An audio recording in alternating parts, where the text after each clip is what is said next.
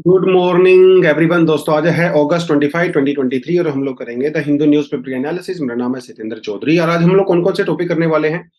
आज एक हम बहुत नया सा टॉपिक करेंगे, काफी इंटरेस्टिंग टॉपिक रहने वाला है। एनएसआर के बारे में बात करेंगे, यानी कि नॉर्थ सी रूट के बारे में बात करेंगे। तो ये रूट क्या है, इंडिया के पर्सपेक्टिव से इंपॉर्टेंट क्यों है, ये आजकल न्यूज में क्या है, इसका फ्यूचर क्या हो सकता है और किस तरह से इंडिया और रशिया की एंगेजमेंट यहाँ पे बढ़ेगी। थोड़ा सा हम इसे ज्योग्राफी के पर्सपेक्टिव से करेंगे, थोड़ा सा इसको पॉलिटी के पर्सपेक्टिव से करेंगे और थोड़ा इसको हम लोग इकोनॉमी के पर्सपेक्टिव से करने वाले हैं। अच्छा टॉपिक है, बढ़िया टॉपिक है। और प्रीवियस ईयर क्वेश्चंस में अगर आप देखेंगे 2019 में ऑलरेडी यूपीएससी यहां से क्वेश्चन पूछ चुका है, तो इसका मतलब ये काफी रेलेवेंट टॉपिक है, इसके बारे में बात करेंगे। उसके अलावा ब्रिक्स कंट्रीज की एक्सपेंशन भैया कर दी गई है, ब्रिक्स ग्रुप के अंदर नई कंट्रीज को ऐड कर दिया गया है। कौन कौन सी कंट्री यहाँ पे ऐड हुई हैं और उसका इंडिया के ऊपर क्या इंपैक्ट पड़ेगा वो हम लोग यहाँ पे देखने वाले हैं। उसके अलावा इसी से रिगार्डिंग एक छोटी सी न्यूज है, एमएसएमईज करके, यानी कि माइक्रो स्मॉल मीडियम जो एंटरप्राइजेस होती हैं, उसके बारे में हमारे प्राइम मिनिस्टर ने G20 की मीटिंग में थोड़ा सा बात किया है। उसके अलावा न्यूक्लियर वेस्ट, यानी कि जो जापान के अंदर फुकुशिमा डिजास्टर हुआ था, उसको लेके टॉपिक है, हम लोग पढ़ेंगे उसका डिजास्टर के बारे में और न्यूक्लियर वेस्ट को हैंडल करने की जो प्रोसीजर फॉलो की गई है उसके लेके क्या क्या कंसर्न्स हैं वो हम थोड़ा यहाँ पे देखेंगे। और आज के एडिटोरियल में हम लोग पढ़ने वाले हैं अफ्रीका के अंदर जो टेंशन चल रही हैं, वो टेंशन क्यों चल रही है, वेस्टर्न कंट्रीज वहां पे किस तरह से एंगेज्ड है, रशिया वहां पे किस तरह से एंगेज्ड है, इंडिया के एंगेजमेंट के बारे में थोड़ा सा जानेंगे। G20 का यूज करके इंडिया किस तरह से अफ्रीका के साथ अपने रिलेशन को बेटर कर सकता है, ये सब चीजें हम लोग पढ़ेंगे इस एडिटोरियल में। मतलब ऐसा तो नहीं है इसके अंदर कुछ बहुत नया नहीं है, लेकिन यस, जो इंफॉर्मेशन दी गई है काफी अच्छी इंफॉर्मेशन दी गई है और एक काफी काफी कैटेगराइज वे में दी गई है, अच्छा लगेगा आपको। तो ये दो टॉपिक काफी इंपॉर्टेंट रहने वाले हैं आज। लेकिन उससे पहले हमारे प्रयास प्रोग्राम के बारे में आपको बता देता हूं। 40 दिन का प्रोग्राम रहता है, आंसर राइटिंग आप यहाँ पे करवाई जाती है। बेसिक आंसर राइटिंग अभी बहुत अच्छे से कवर हो जाती है, उसके बाद आप आराम से प्रैक्टिस यहाँ पे कर सकते हो, क्योंकि आपको अच्छे से पता है कि आंसर राइटिंग के बिना भैया कुछ भी चीज संभव नहीं है ना। सिर्फ कंटेंट पढ़ना इंपॉर्टेंट नहीं होता है, आंसर लिखना भी इंपॉर्टेंट होता है। तो उसके लिए प्रोग्राम यहाँ पे दिया हुआ है, व्हाट्सएप नंबर आपको दिया हुआ है, आप इस पे आराम से मैसेज टेक्स्ट करके पूरी इन्फॉर्मेशन ले सकते हो। अपार्ट फ्रॉम दैट हमारा जो मेंटरशिप प्रोग्राम है उसके लिए भी सेम व्हाट्सएप नंबर है। मेंटरशिप प्रोग्राम में आपको बहुत सारी चीजें मिलती हैं, जैसे कि आप यहाँ पे देख सकते हो, पर्सनलाइज स्टडी प्लान आपको दिया जाता है, वन टू वन मेंटर के साथ आपके सेशंस होते हैं, लाइव टेस्ट आपका करवाया जाता है, आंसर राइटिंग प्रैक्टिस आपको करवाई जाती है, इंटरव्यू गाइडेंस प्रोग्राम आपको दिया जाता है और आपको टेस्ट सीरीज भी इसके अंदर देखने को मिलेगी। फाउंडेशन कोर्स के लिए भी सेम व्हाट्सएप नंबर है, इस पे आप कॉन्टैक्ट कर सकते हो। फाउंडेशन कोर्स में तो फिर सारी चीजें आ गई ना, G set, C set, S A, G S, सब कुछ आ गया। उसके अंदर आपका डेली क्विज होते हैं, टेस्ट सीरीज होती है, ये तो बहुत ही ज्यादा वाइड है और लगभग साल भर हमारा प्रोग्राम चलता है ये। तो अगर आप कॉलेज में हो या यूपीएससी की प्रिपरेशन करना का सोच रहे हो तो डेफिनेटली आप हमारे साथ जुड़ सकते हो। सारा सिलेबस इन डेप्थ आपको कवर करवाया जाता है विद सप्लीमेंट्री मटेरियल ऑल्सो। उसके अलावा हमारा जो करंट अफेयर का प्रोग्राम है वो हर सैटरडे को होता है। कल क्लास होने वाली है इसकी, आप ज्वाइन कर सकते हो। शाम को 7 से 10 बजे के आसपास 3 साढ़े 3 घंटे की क्लास होती है। इसमें पूरे वीक का करंट अफेयर आपको कवर करवाता हूं मैं, प्रीलिम्स और मेंस दोनों पर्सपेक्टिव से। वो भी आप कर सकते हो। कैसे करना है, या तो व्हाट्सएप नंबर दिया हुआ है या फिर ये जो क्यूआर कोड है आप इसको स्कैन करके ज्वाइन कर सकते हो, एप्लीकेशन फॉर्म फिल करके। SC1000 अगर आप वहां पे ऐड डालोगे कोड को तो ₹1000 का डिस्काउंट भी हम आपको दे देंगे। चलिए जी, अब बढ़ते हैं सीधा आज के पहले टॉपिक पे। देखिए पहला टॉपिक है किसके बारे में, एनएसआर के बारे में। एनएसआर का मतलब है नदन सी रूट या नॉर्थ सी रूट। ये है क्या, पहले आपको थोड़ी सी इंफॉर्मेशन आपकी इसकी मैं दे देता हूं, फिर आपको थोड़ा आगे जाके समझ में आएगा। इसके लिए थोड़ा सा ना आपको ये एक डायग्राम देखना पड़ेगा, ये वाला। अब यहाँ पे जो ब्लू आपको जो लाइन नजर आ रही है वो है एग्जिस्टिंग रूट, ठीक है जी। जो रेड आपको नजर आ रही है वो है नॉर्थ सी रूट। किस चीज का रूट है ये नेविगेशन का रूट है, जो इंटरनेशनल ट्रेड होती है ओशियंस के थ्रू, ये उसका रूट है। अभी जो रूट है वो ब्लू वाला है, यानी कि जो हमारे यहाँ पे स्वेज कनाल है।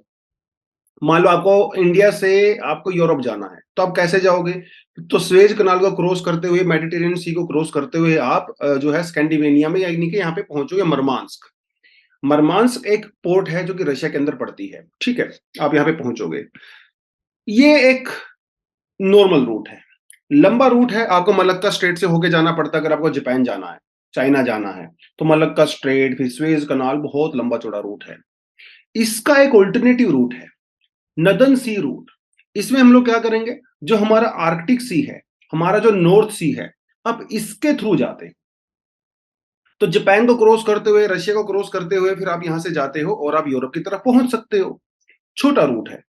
इसी रूट के बारे में यहाँ पे बात हो रही है। देखिए ये ना नॉर्थ पोल के बिल्कुल पास में है, तो इसका मतलब ये काफी फ्रोजन स्टेज में रहता है। साल भर तो ये पूरा फ्रीज रहता है लगभग लगभग। थोड़ी दिन के लिए ओपन होता है विंटर्स समर्स में। लेकिन जैसे जैसे ग्लोबल वार्मिंग बढ़ रही है, क्लाइमेट चेंज हो रहा है, तो बर्फ पिघल रही है। इसका मतलब आने वाले समय में ये जो सी रूट है वो ओपन होगा। अभी मान लो 15 दिन के लिए ओपन होता है, हालांकि कुछ जगह पे तो 15 दिन के लिए भी नहीं होता है, वहां पे कुछ स्पेशल शिप्स होते हैं, उनको बर्फ तोड़ना पड़ता है रास्ता बनाने के लिए। लेकिन फ्यूचर में जब ये ओपन हो जाएगा तो बहुत सारी अपॉर्चुनिटी ये यहाँ पे लेके आएगा। लेकिन अभी ये न्यूज में क्यों है? न्यूज में इसीलिए है क्योंकि 2023 में जितना भी ट्रेड इस नदन सी रूट में होता है, उसका 35% वो इंडिया करता है। समझ रहे हो? यहां पे पड़ता है आपका, देखिए ये दिख लिया हुआ है मरमांस्क पोर्ट। अपने याद रखना है, ये एक रशिया का पोर्ट है, मरमांस इसका नाम है। ये मरमांस्क पोर्ट साल भर लगभग ओपन रहती है। क्यों ओपन रहती है? Because of the warm current. जो हमारा नॉर्थ अटलांटिक जो वार्म करंट होता है वो यहां तक पहुंचता है, इसलिए इसका पानी नहीं पिघलता है। मरमास्क पोर्ट से हमारा कार्गो आता है, इंडिया की तरफ आता है, और वो हमारे चेन्नई पे पोर्ट पे उतरता है। और आपको अच्छे से पता है यूक्रेन क्राइसिस के बाद जिस तरह से रशिया के साथ हमारा ऑयल ट्रेड बढ़ा है, तो 35% कार्गो यहाँ पे इंडिया हैंडल कर रहा है फ्रॉम द मरमास्क पोर्ट। बहुत इंपॉर्टेंट है प्रीलिम्स के लिए, पूछेगा आपसे वो मरमास्क पोर्ट कहाँ कहाँ पे है। समझ रहे हो आप इस बात को? इसी साल मार्च के महीने में एक रशियन डेलीगेशन इंडिया में आया था, जिसने हमारे यहाँ पे बिजनेस कम्युनिटी के साथ मीटिंग वगैरह किया था, हमारे पॉलिटिशियन के साथ भी मीटिंग किया था। और उन्होंने कहा था कि भैया जो एनएसआर जो ये रूट है, इसकी फ्यूचर में हम लोग अच्छे से डेवलपमेंट करेंगे ताकि इंडिया की एंगेजमेंट यहाँ पे बढ़ सके। तो ये तो छोटा सा टॉपिक इसीलिए हो गया कि आपको पता होना चाहिए कि क्या यहाँ पे पूरा मामला बनता है। अब थोड़ा अगर अपन आगे जाएं, इस रीजन को देखना भी बहुत ज्यादा जरूरी है। 66.5 ये जो आपका लेटीट्यूड होता है, इससे ऊपर वाले रीजन को हम लोग कहते हैं आर्कटिक रीजन, राइट? और इसे हम लोग कहते हैं आर्कटिक सर्कल, जो हमारे ग्लोब पे होता है। इसके अंदर कौन कौन सी कंट्री आते हैं आप यहाँ पे देख लीजिए। कनाडा यहाँ पे आ रहा है, अमेरिका यहाँ पे आ रहा है जो कि अलास्का वाला पार्ट है, राइट? उसके अलावा रशिया यहाँ पे आता है, फिनलैंड, स्वीडन, नॉर्वे, आइसलैंड और ग्रीनलैंड। ये सारी कंट्री आर्कटिक रीजन में आता है। प्रीलिम्स में सीधा सीधा क्वेश्चन यहां से आता है, सीधा सीधा क्वेश्चन। अब ये आर्कटिक नेशंस हैं, ठीक है, इनका एक अपना ग्रुप भी है। इंडिया उस ग्रुप का पार्ट है, डायरेक्ट पार्ट तो नहीं है, ऑब्जर्वर पार्ट है। लेकिन सवाल ये उठता है कि इंडिया आर्कटिक रीजन में इतना ज्यादा इंटरेस्ट क्यों ले रहा है? इंडिया के लिए इतना इंपॉर्टेंट क्यों है? ऑलरेडी यूपीएससी यहां से सवाल पूछ चुका है मेंस में 2019 में, दोबारा से भी पूछ सकता है घुमा फिरा के, क्योंकि एक ही सवाल को पूछने के बड़े तरीके होते हैं यूपीएससी के पास। तो एक तो सीधी सी बात यह है कि ऐसा कहा जाता है बहुत सारे एस्टिमेट के द्वारा कि आर्कटिक रीजन है ना भैया, ये खजाना है, इसको अभी तक एक्सप्लोर नहीं किया गया है, क्योंकि यहाँ पे बहुत हार्श क्लाइमेटिक कंडीशंस हैं। दुनिया का 40% जो ग्लोबल ऑयल रिजर्व है और गैस रिजर्व है वो आर्कटिक रीजन में है, और इसमें से अभी सिर्फ 2-4% ही एक्सप्लोर किया गया है। मतलब फ्यूचर में खजाना है, ये एकदम गोल्ड माइन है। यहाँ पे सिर्फ ऑयल और गैस नहीं, यहाँ पे आपको कोल, जिंक, सिल्वर ये भी देखने को मिलेगा। बहुत कुछ है यहाँ पे। अभी एक स्टडी पब्लिश की गई थी मनोहर पारिकर इंस्टीट्यूट फॉर डिफेंस के द्वारा, जिसमें उन्होंने ये कहा था कि जो आर्कटिक रीजन है, जब इसका बर्फ मेल्ट हो जाएगा तो it will open new opportunity for India because of the resources of the hydrocarbons, availability of the minerals and transforming the global shipping root. अभी ग्लोबल शिपिंग रूट कहाँ से जाता है? मलक्का स्ट्रेट से जा रहा है, हमारा स्वेज कनाल से जा रहा है, राइट, रेड सी से जा रहा है। लेकिन ऑल्टरनेटिव रूट हम लोग यहाँ पे प्रोवाइड कर रहे हैं। तो स्ट्रेटेजिक इंपॉर्टेंस भी बहुत ज्यादा है इसकी, जियो पोलिटिकल इंटरेस्ट भी इसका बहुत ज्यादा है, क्योंकि ऐसा कहा जाता है कि 2050 तक ये जो रीजन है वो आइस फ्री हो जाएगा, खासकर समर्स में। तो हम यहाँ से नेचुरल रिसोर्स तो निकाल ही सकते हैं, साथ साथ एक नया रूट भी डेवलप कर सकते हैं। अभी जो रूट हम लोग फॉलो कर रहे हैं ना, वो बेसिकली हम लोग ट्रेडिशनली मुंबई से फॉलो कर रहे हैं। तो मुंबई से रेड सी से क्रॉस होते हुए स्वेज कनाल, उसके बाद हम मेडिटेरेनियन को क्रॉस करते हुए यूरोप जाते हैं, फिर वहां से हम लोग रशिया जाते हैं। ये ट्रेडिशनल रूट है। लेकिन एक नई स्टडी ये कहती है कि भाई जो चेन्नई वाला रूट है वो ज्यादा सूटेबल है। अगर चेन्नई से फिर मलक्का स्ट्रेट से होते हुए साउथ चाइना सी से होते हुए जापान सी से होते हुए अगर हम लोग रशिया जाएंगे तो ये रूट ज्यादा बढ़िया है। काफी छोटा रूट है, रनिंग टू 5600, ये तो मैं आपको बाद में बताऊंगा ये क्या पर मामला बनता है, बट स्टिल राइट, ये रूट काफी छोटा पड़ता है as compare to existing route. इसे कहा गया चेन्नई व्लादिवोस्तोक मैरीटाइम कॉरिडोर, ये आपने याद रखना है एग्जाम के लिए। चेन्नई व्लादिवोस्तोक मैरीटाइम कॉरिडोर 2019 में इसको लेकर स्टडीज वगैरह की गई थी, और जिसमें इन्होंने ये कहा था कि अगर आप इस नए रूट से जाते हो तो आपका कम से कम 12 डेज का टाइम बच जाता है, क्योंकि नया रूट ना वो सिर्फ 10,500 किलोमीटर लंबा है, जबकि जो एग्जिस्टिंग रूट है वो 16,000 किलोमीटर लंबा है। तो एक तो आपका समय बचेगा, है ना। समय और पैसा आपस में डायरेक्टली रिलेटेड है, क्योंकि शिप जितना लंबा ट्रैवल करेंगे उतना ही ज्यादा फ्यूल कंज्यूम होगा और प्रोडक्ट उतना ही ज्यादा महंगा होगा, तो प्रोडक्ट भी यहाँ पे सस्ता हो सकता है।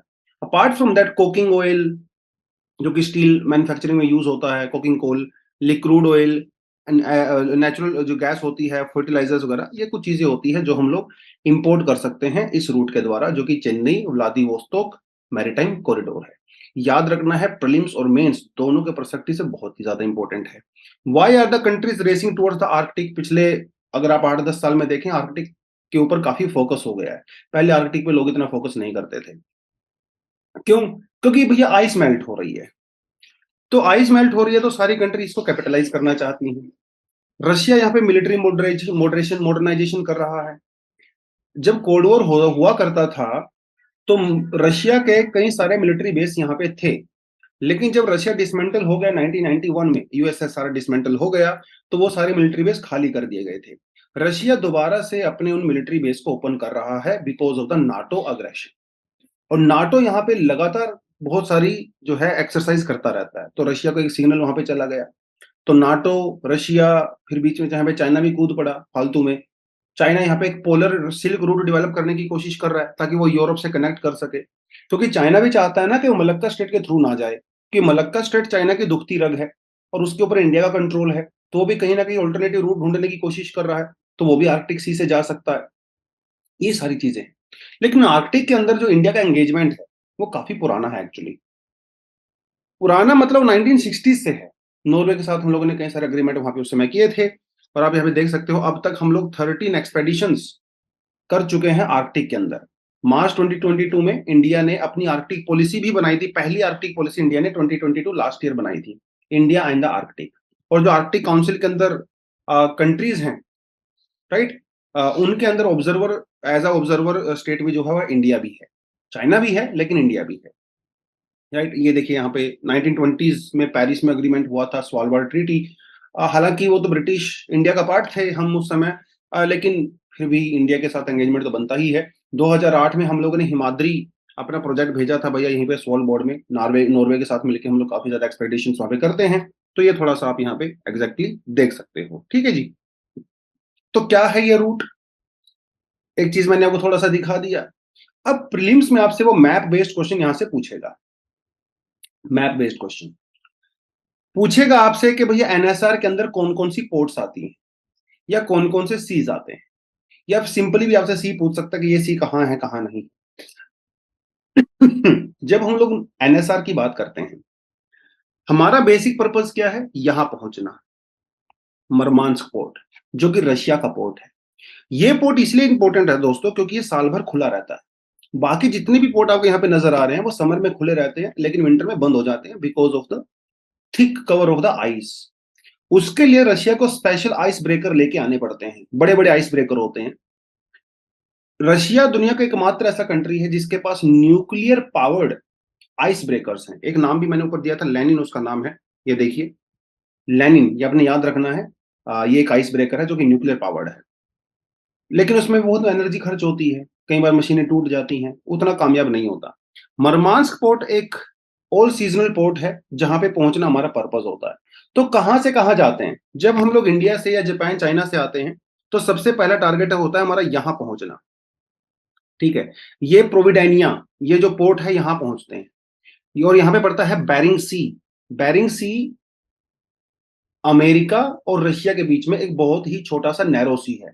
इतिहास में जब ग्लेशियर एज हुआ करती थी, राइट, उस समय आइस एज के टाइम पे, ग्लेशियर एज के टाइम पे ये बेरिंग सी जो है वो एक लैंड रूट हुआ करता था। बाद में बर्फ पिघली, वाटर लेवल ऊपर आया तो बेरिंग सी कवर, ये तो लैंड जो है वो कवर हो गई, तो इसलिए अब इसका नाम बेरिंग सी है। तो बेरिंग सी दोनों के बीच में पड़ता है। उसके अलावा यहाँ पे आता है जी आपका चुपची सी, थोड़ा सा आप आगे जाओगे तो लाप्टेव सी, थोड़ा आप जाओगे कारा सी और बेरेंट सी। ये दोनों इंपॉर्टेंट हैं क्योंकि रशिया को एक्सेस करने के लिए ये दोनों बहुत जरूरी हैं, बेरेंट सी और कारा सी। आज के आर्टिकल में भी इसको मेंशन किया गया है। फिर यहां से आप पहुंचते हो मरमांस्क। मरमांस्क से फिर आप आराम से सेंट पीटर्सबर्ग में जा सकते हो, आप मॉस्को में जा सकते हो, यहाँ से नॉर्वेजियन इन कंट्री में जा सकते हो, और यहाँ से आप यूरोप के अंदर भी जा सकते हो। अच्छा रूट है, बढ़िया रूट है। लेट्स होप फ्यूचर में क्या रहेगा, बट एग्जाम में इस तरह के क्वेश्चंस डेफिनेटली पूछे जाते हैं। प्रीवियस ईयर में भी यूपीएससी में क्वेश्चन पूछा गया था that why India is taking keen interest in the Arctic region, वहां से क्वेश्चन बनता है। दोबारा भी घुमा फिरा के एनएसआर के बारे में क्वेश्चन आपसे डेफिनेटली पूछ सकता है। बहुत ही ज्यादा पोटेंशियल क्वेश्चन है, प्रीलिम्स और मेंस दोनों पर्सपेक्टिव से। बहुत ध्यान से पढ़ना आपने इस टॉपिक को, ठीक है जी। चलिए, अभी G20 की मीटिंग, सॉरी ब्रिक्स की मीटिंग हुई है, कहाँ पे? जोहान्सबर्ग में हुई है, साउथ अफ्रीका के अंदर। वहां पे मोदी जी और जी जिनपिंग दोनों ने बातचीत किया। किस बारे में बात किया? एक तो इन्होंने कहा कि भैया जो लाइन ऑफ एक्चुअल कंट्रोल है, यहाँ पे जो इतनी टेंशन हो गई है दोनों के बीच में, उसको थोड़ा सा सोल्व करेंगे। देखिए, कर्टिसी होती है ना, आपका चाहे जितना मर्जी बड़ा दुश्मन हो, आप शादी ब्याह में उसको मिलते हो तो हाथ मिलाते हो, मुस्कुराते हो, है ना? आप उसे उसको थप्पड़ थोड़ी ना मारते हो। तो कुछ ना कुछ वैसा ही है। जब दोनों लोग वहां पे गए हैं तो भाई दिल में चाहे कुछ भी हो लेकिन होठों पे तो मुस्कान ही होती है, हाँ हैंड शेक करते हैं, वो एक अलग चीज है। खैर, बात इन्होंने यहाँ पे की है, इस टॉपिक के बारे में हम लोग ज्यादा नहीं जाएंगे। मेजर जो मुद्दा था इस बार ब्रिक्स वाला, जो हम लोगों ने परसों भी डिस्कशन किया था, काफी डिटेल में डिस्कशन किया था, मेन मुद्दा था ब्रिक्स को एक्सपेंड करना है। और एक्चुअली में ब्रिक्स को एक्सपेंड कर दिया गया है। काफी समय से बातचीत चल रही थी, तो 6 नए कंट्री को ब्रिक्स में कर दिया गया है ऐड। ये है आज की न्यूज। कौन कौन सी कंट्री है? Iran, UAE, Saudi Arabia, Argentina, Egypt और इथियोपिया। नाम आपने याद रखना है। जनवरी से, मतलब नए साल से इनकी मेंबरशिप शुरू हो जाएगी। ब्रिक्स जो कंट्री प्रेजेंटली है वो दुनिया का 40% पॉपुलेशन उनके अंदर में आता है और दुनिया का लगभग 25% जीडीपी ये ब्रिक्स कंट्री कवर करती हैं। लेकिन जब नई कंट्रीज के अंदर ऐड हो जाएंगी तो दुनिया की 50% पॉपुलेशन ये कंट्रीज कवर करेंगी और लगभग 35%, 30% के आसपास जो है जीडीपी वो लोग कवर करेंगी। और मजेदार बात यह है कि जो नए ग्रुप, जो नए मेंबर ऐड हुए हैं, इनमें से सऊदी अरेबिया, यूएई और ईरान, ये दुनिया के 3 one of the biggest oil producers हैं, जो कि अभी इस ग्रुप का पार्ट बन गया है। लेकिन सोचने की बात यह है, ब्रिक्स एज अ ग्रुप इतने सालों से कितना लिमिटेड रहा। अचानक से हम लोगों ने इसकी एक्सपेंशन कर दी। एक नहीं, दो नहीं, तीन नहीं, पूरी 6 कंट्री को ऐड कर दिया। तो भैया इतनी जल्दबाजी काहे? इसका रीजन है। इसका एक रीजन ये है कि पूरी दुनिया भर में एंटी अमेरिकन सेंटिमेंट्स वो काफी हाई हो गए हैं। इसीलिए जो कुछ कंट्रीज हैं वो एक नया ग्रुप तलाश करने की कोशिश कर रहे हैं, क्योंकि उन सेंटीमेंट की वजह से। और ब्रिक्स ग्रुप उनको एक ऑल्टरनेटिव प्रोवाइड करवाता है। दूसरी बात, पूरी दुनिया चाहती है कि ये वर्ल्ड जो है मल्टीपोलर होना चाहिए। अभी अमेरिका क्या है, अभी दुनिया क्या है, यूनिपोलर है। ज्यादातर पावर अमेरिका के हाथ में है, थोड़ी बहुत चाइना वाइना में चली जा रही है, रशिया वशिया में। बट दुनिया चाहती है कि हम लोग किसी एक कंट्री के ऊपर डिपेंडेंट ना रहें, कोई एक हमारा चौधरी ना बने भाई, सारे लोगों के हाथ में पावर होनी चाहिए। तो मल्टीपोलैरिटी की तरफ बढ़ रहे हैं, खासकर global south, African countries, south Asian countries specially, उसके अलावा हमारी साउथ अमेरिकन कंट्रीज, वो एक नया ग्रुप चाहती हैं, नया पोल चाहती हैं दुनिया में, ताकि अमेरिका की पावर को बैलेंस किया जा सके। तो उसके लिए ग्लोबल साउथ के लिए बहुत अच्छा अल्टरनेटिव क्या है, वो है हमारा ब्रिक्स। ग्लोबल साउथ बेचारा आईएमएफ के पास जाके, वर्ल्ड बैंक के पास जाके, यूनाइटेड नेशन के पास जाके थक गया था, लेकिन उनकी कहीं पे भी सुनवाई नहीं होती है। उनको हर जगह से लगभग इग्नोर कर दिया जाता है, क्योंकि ना तो उनके पास जियोपॉलिटिकल पावर है, ना फाइनेंशियल पावर है। तो ग्लोबल साउथ को एक नया दोस्त मिल रहा है, जो कि ब्रिक्स के रूप में है। उसके अलावा यूक्रेन वॉर जब से हुआ है, रशिया के ऊपर सैंक्शंस लग गए हैं। चाइना और रशिया बड़े आजकल अच्छे खासे दोस्त हो गए हैं। तो अपना इन्फ्लुएंस दिखाने के लिए रशिया और चाइना ये दिखाना चाहते हैं दुनिया को, खासकर अमेरिका को, कि भाई हमारे भी दोस्त हैं दुनिया में। इसीलिए वो ऐसे कंट्री के साथ कोलैबोरेट करना चाहता है, ताकि जो G7 है, वर्ल्ड बैंक है, आईएमएफ है, इसको काउंटर किया जा सके। तो दुनिया में जो वर्ल्ड ऑर्डर है, सेकेंड वर्ल्ड वॉर के बाद जो अमेरिका के द्वारा लीड किया जा रहा है, एक उसका हम लोगों को ऑल्टरनेटिव ढूंढना है। हालांकि इंडिया और चाइना और रशिया, इनकी अप्रोच यहां पे बिल्कुल अलग है। चाइना ब्रिक्स को एंटी यूरोप जो है वो दिखाने की कोशिश करता है। इंडिया कहता है कि भैया हम लोग एंटी यूरोप नहीं, ये एक नॉन वेस्टर्न ग्रुप है जो कि पीसफुल पर्पस के लिए बनाया गया है। हालांकि चाइना ऐसा नहीं कहता, चाइना कहता है कि भाई हम लोग इसके लिए नहीं बना रहे हैं, ये हमारा एक एंटी वेस्ट है। क्योंकि अमेरिका इंडिया का तो बढ़िया, फ्रांस भी दोस्त है हमारा, तो अमेरिका भी हमारा खासम खास मित्र है। तो हम लोग तो, इसराइल हमारा खासम खास मित्र है, तो हम लोग एंटी वेस्ट तो नहीं हो सकते। तो दोनों का जो यहाँ पे अलाइनमेंट है वो थोड़ा सा अलग है। तो ये थोड़ा सा आपको पता होना चाहिए ब्रिक्स के बारे में। उसी तरह अभी G20 का मीटिंग हुआ। G20 की मीटिंग में मोदी जी ने क्या बोला? मोदी जी ने कहा कि हमारा जो ज्यादातर फोकस रहता है वो बड़ी बड़ी कंपनीज पे रहता है। जो माइक्रो स्मॉल मीडियम एंटरप्राइजेज होती हैं, उसके ऊपर हमारा जितना फोकस होना चाहिए, अनफॉर्चुनेटली उतना फोकस नहीं हो पाता है। पूरी दुनिया की अगर जीडीपी देखें, 60 to 70% एम्प्लॉयमेंट, राइट, वो कौन प्रोवाइड करा रहा है पूरी दुनिया में? एमएसएमईज प्रोवाइड करवा रहे हैं। दुनिया का लगभग 50% जीडीपी एमएसएमईज प्रोवाइड करवा रहे हैं। तो उनकी इंपॉर्टेंस बहुत ज्यादा है सोशल एम्पावरमेंट के लिए, राइट। क्योंकि एमएसएमईज इसके अंदर ज्यादातर कौन लोग एंगेज होते हैं? जो मीडियम, जो मिडिल क्लास होती है या लोअर मिडिल क्लास होती है। तो इसलिए इसके ऊपर फोकस करना चाहिए। तो G20 की भी एक मीटिंग हुई थी, इनिशिएटिव हुआ था, जिसे Jaipur initiative to foster seamless flow of the information कहा जाता है। इसके बारे में ज्यादा इन्फॉर्मेशन लेनी है तो ये जो ब्लू वाला लिंक है, आप इस पर क्लिक कर सकते हो। एक नया पेज ओपन होगा पीआईबी का, उसके बारे में जाकर थोड़ा सा पढ़ सकते हो। इसमें कुछ खास नहीं लिखा है, वही आत्मनिर्भर Bharat, make in India, PIL schemes वगैरह उसके बारे में बात की गई है। बेसिकली ये पूरी मोदी जी की स्पीच यहाँ पे दिया गया है। तो ये हो गया। बट ये एमएसएमईज होता क्या है? क्या पूरी दुनिया में इनके स्टैंडर्ड बराबर होते हैं? बिल्कुल भी नहीं होते। हमारा जो micro small and medium enterprises development act है 2006, बाद में इसके अंदर कुछ अमेंडमेंट भी किए गए, टाइम टू टाइम होते रहते हैं। इसमें उनकी कुछ डेफिनेशन दी गई। माइक्रो स्मॉल मीडियम क्या होता है?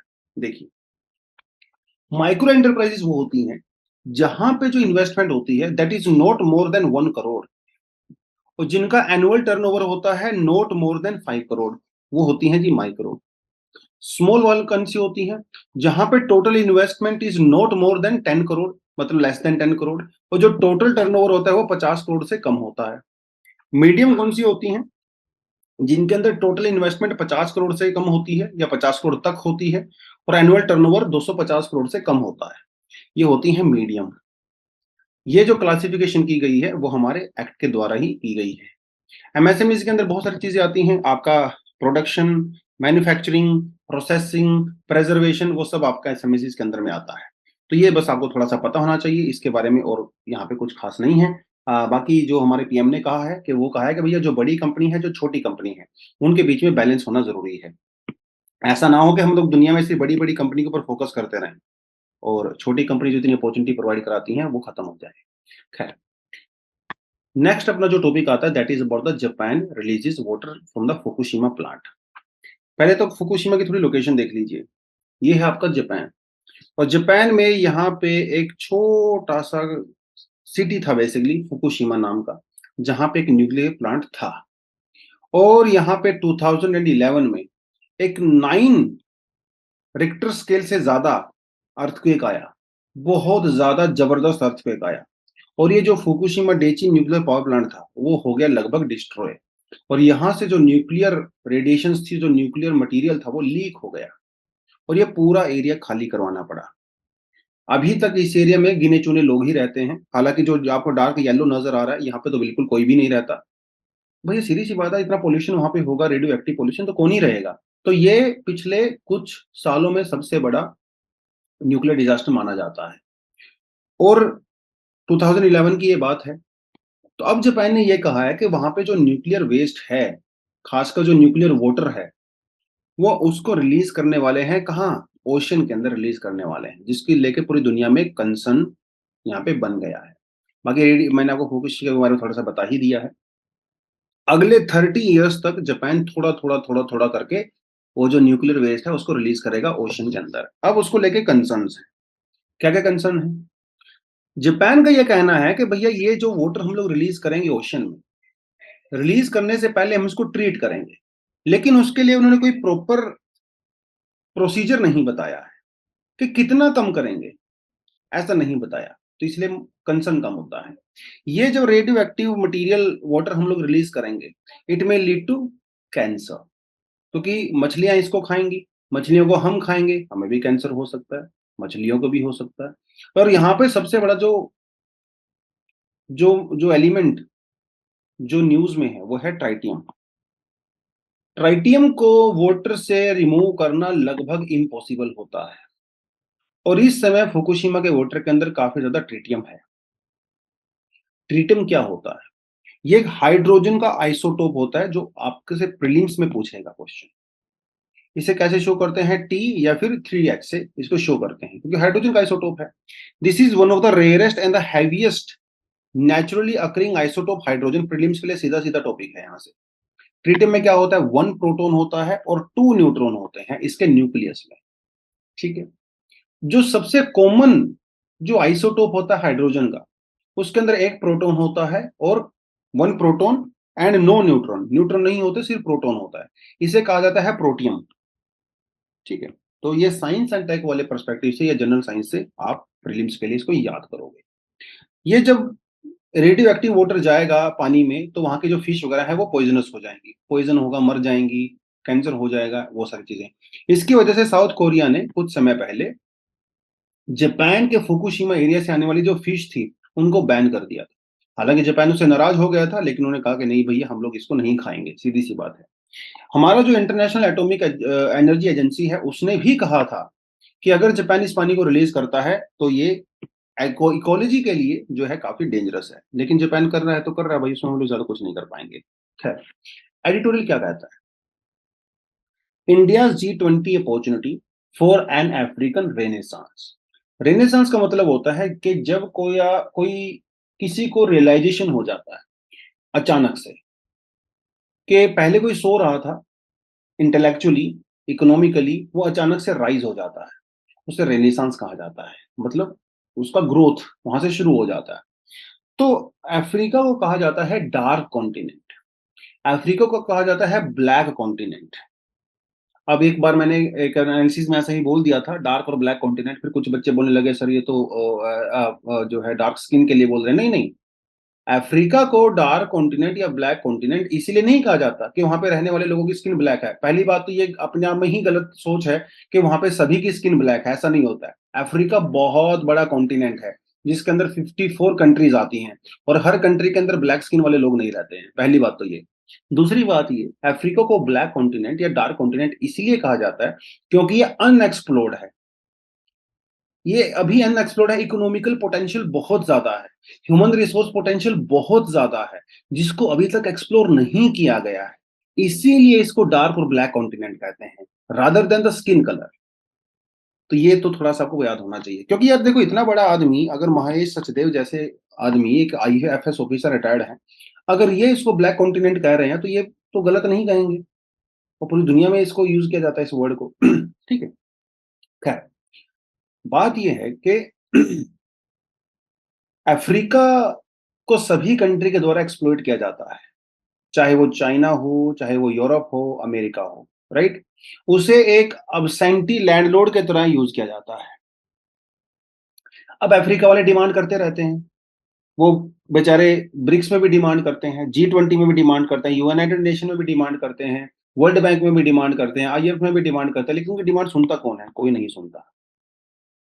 इसलिए वहां पे बहुत ज्यादा चैलेंजेस हैं।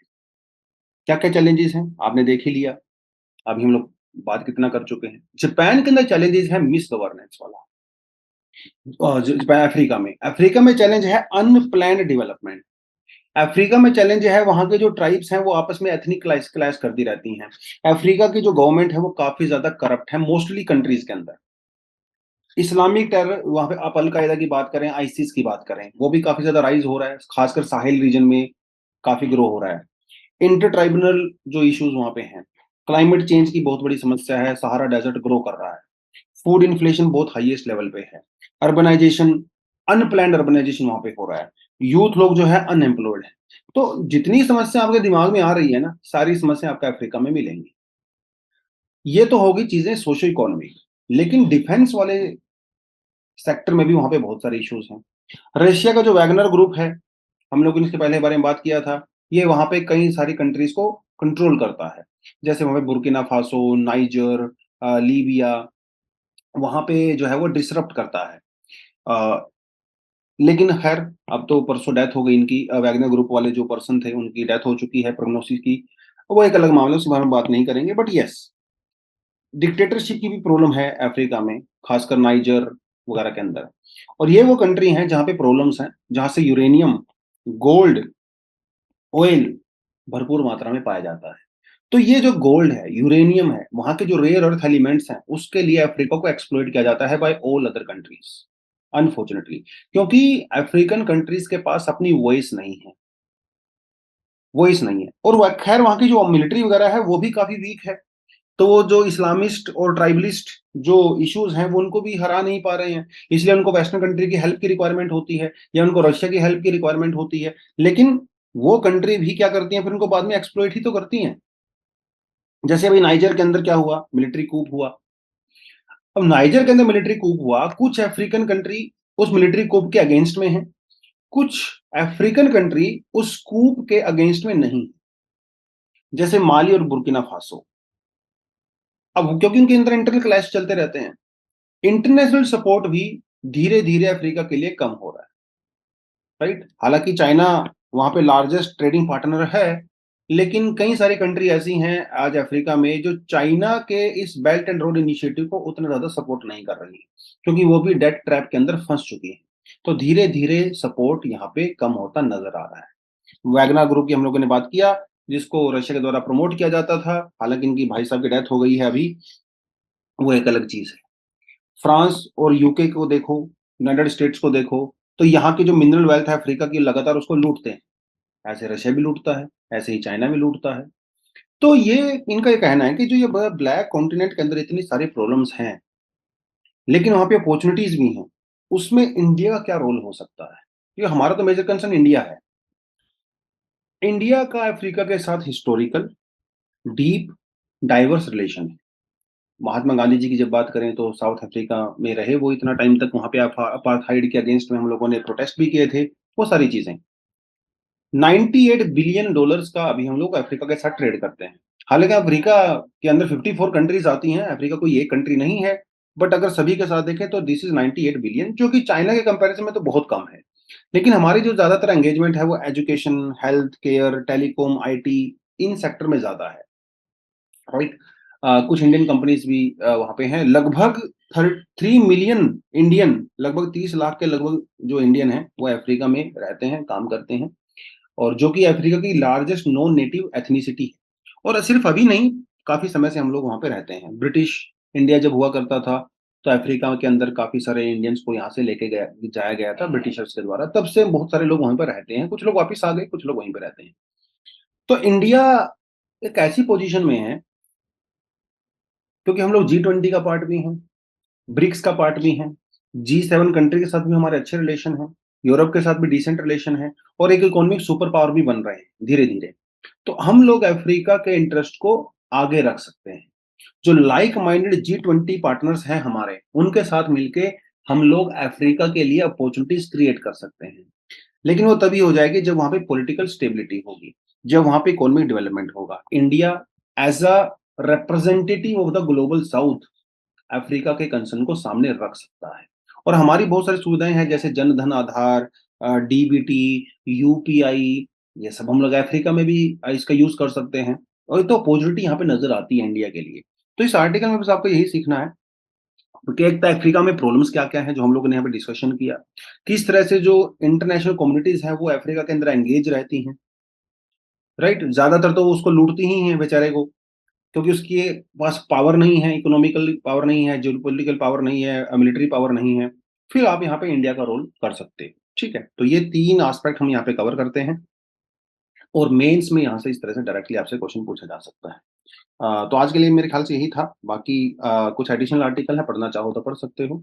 बाकी वीडियो को लाइक जरूर किया करो, नीचे कमेंट सेक्शन में कमेंट करना भी बहुत ज्यादा जरूरी है। तो दोस्तों आज के लिए इतना ही था। Thank you very much, all the best, जय हिंद।